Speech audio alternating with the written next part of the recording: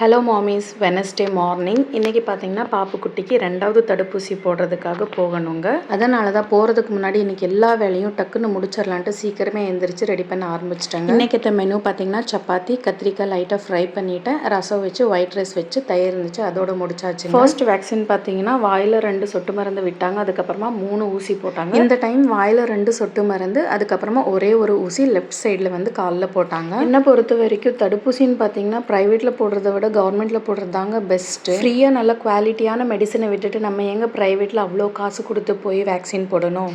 இன்றைக்கி வேக்சின் போட்டதுக்கப்புறம் பாப்புக்குட்டி வந்து லைட்டாக ஃபீவர் வந்துச்சு. ஆனால் 1 hour வந்து நல்லா அழுதாங்க. அந்த கால் வந்து நல்லா வலிச்சிருக்கும் போல் நல்லா அழுதுட்டு இருந்தாங்க. நானும் முடிஞ்ச அளவுக்கு அவங்கள சமாதானப்படுத்திட்டு ஒரு வழியாக தூங்க வச்சுட்டேன். நெகாப்பழத்தை சாப்பிட்டு வெளியில் போகக்கூடாது அப்படிங்கிற மாதிரி சொல்லுவாங்க. அது வந்து உண்மை. சப்போஸ் அது உண்மையாக இருந்தால் அதுக்கு பின்னாடி என்ன ரீசனுங்கிறது எனக்கு தெரியலங்க. உங்களுக்கு தெரிஞ்சிச்சுன்னா கண்டிப்பாக கமெண்ட் செக்ஷனில் ஷேர் பண்ணுங்கள்.